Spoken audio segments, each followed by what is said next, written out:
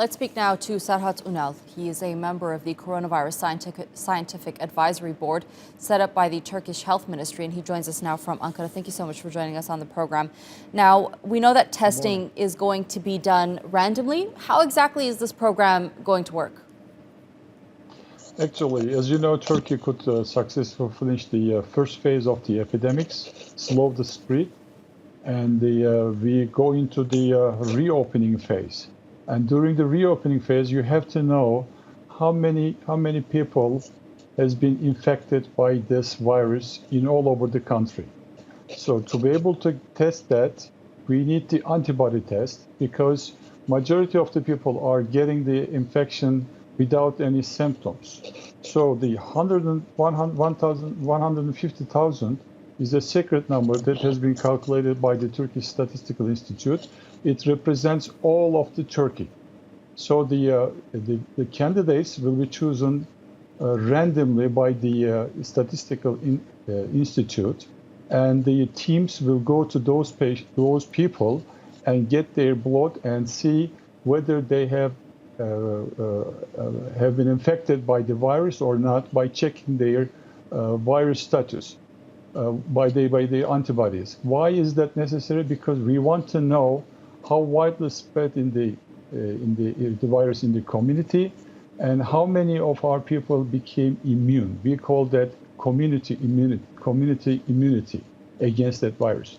And according to that, we will be able to decide what will be the next steps to control the infection until we get a definite vaccination. So this is a crucial step, and it's already been planned and will be starting, as much as I know, next week.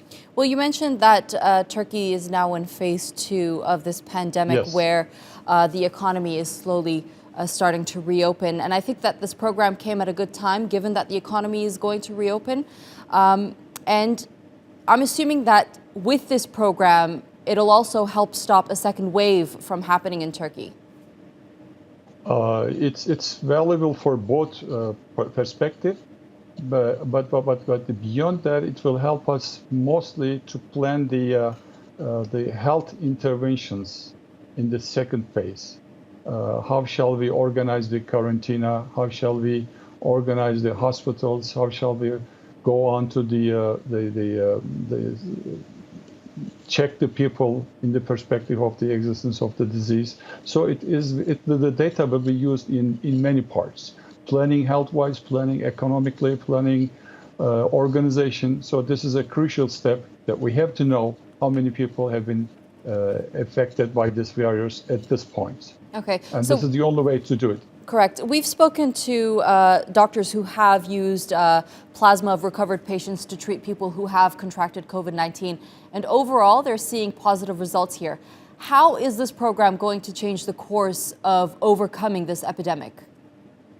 You mentioned a very important point of view. I just said that it's medically, but it's one of the important part, because if you know that the new people who have been committed to the disease and became immune, we will have more candidates to be able to obtain plasma and use it for the treatment of the next patients. So this is one of the very important results that will give us more candidates to obtain the plasma. It's also very important.